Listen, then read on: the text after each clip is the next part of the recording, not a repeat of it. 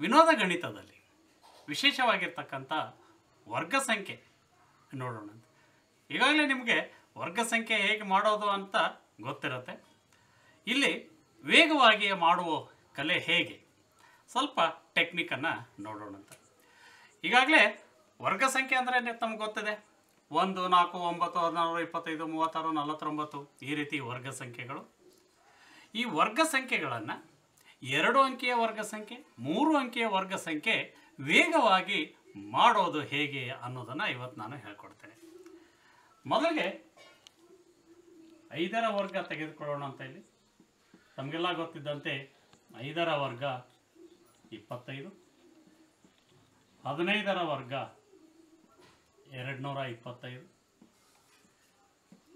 25ರ ವರ್ಗ 625.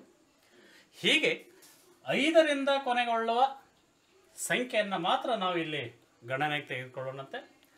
ಇಲ್ಲಿ ಕೊನೆಗೆ ನೋಡ್ರಿ ಎಲ್ಲ ಕಡೆ 25 ಬರ್ತಾ ಇದೆ.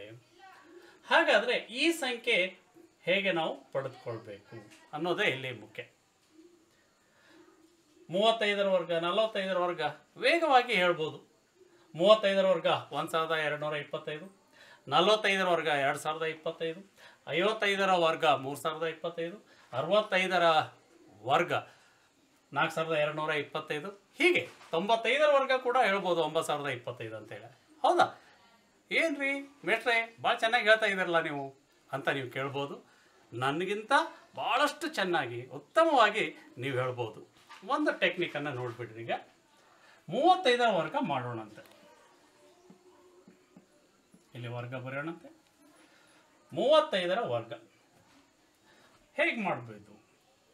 ಈ 25 ಇಲ್ಲಿ ಫಿಕ್ಸ್ ಇದ್ದೇ ಇರುತ್ತೆ. ಕೊನೆ ಹಂತದಲ್ಲಿ 5ರ ವರ್ಗ 25. ಇದರ ಹಿಂದೆ ಇರ್ತಕ್ಕಂಥದ್ದು ಇಲ್ಲಿ ನೋಡ್ರಿ ಅಂಕಿ 3 ಅದ.